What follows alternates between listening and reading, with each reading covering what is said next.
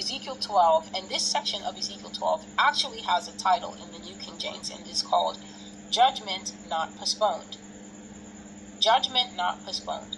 And I've been reading this portion of Ezekiel 12 for a very long time. I've been reading the whole of Ezekiel 12, but Yah says, just take this piece to make them understand about what it would be like, bread and water, rations. Judgment Not Postponed, Ezekiel 12, 17 to 20. Moreover, the word of the Lord came to me, saying, Son of man, eat your bread with quaking or trembling, and drink your water with trembling and anxiety.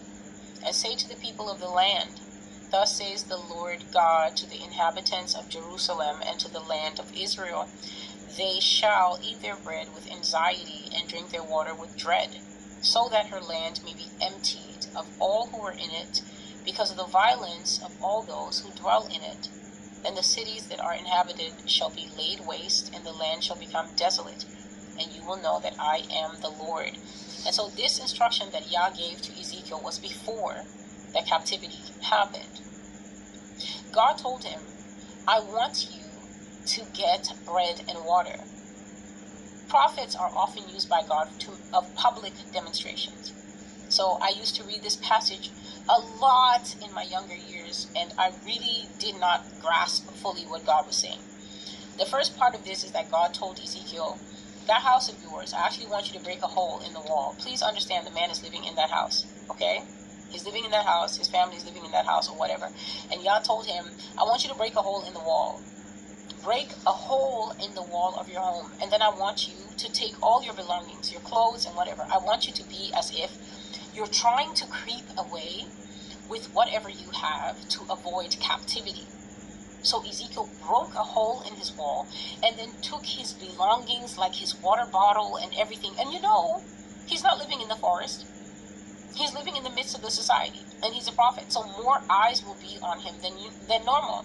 The people are thinking, what is going on with this man? But he's acting out what is coming. But they're at the time of mockery because it hasn't come yet. And so he's just crazy Ezekiel.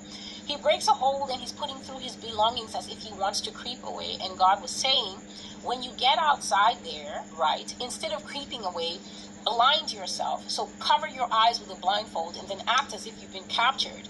And then start shaking your way as if you're being carried in captivity, blindfolded. This is exactly what happened to the king, King Zedekiah.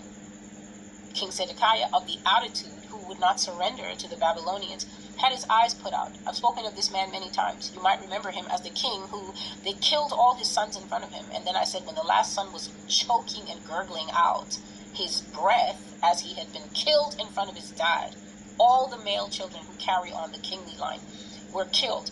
The king's eyes were put out. And I said that's the last sight.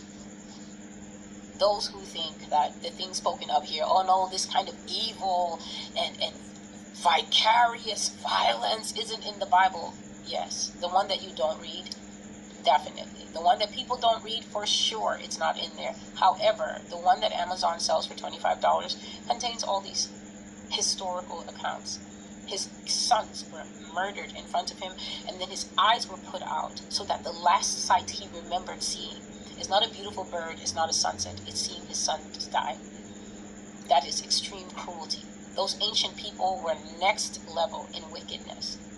So Ezekiel acted this out. And that's how the king was caught, trying to escape through a little hole in his house. The second thing was that God said, when he says, Son of man, eat your bread with quaking and drink your water with trembling, God basically said, you can look at it in the New Living Translation or in NIV, it's simpler. He said, you must shake. I want you to tremble, putting bread in your mouth. And I want you to shake and be filled with anxiety in front of them, drinking. So now the prophet has to go to the city square and be like a terrified man in the middle of a sunny day. And this is linked to what I said in the beginning. At a time when people are carrying on their daily commerce, the school run, you're listening to me wherever this is, you will think, what is this woman talking about? It sounds crazy because you are not looking ahead to the day it fulfills itself.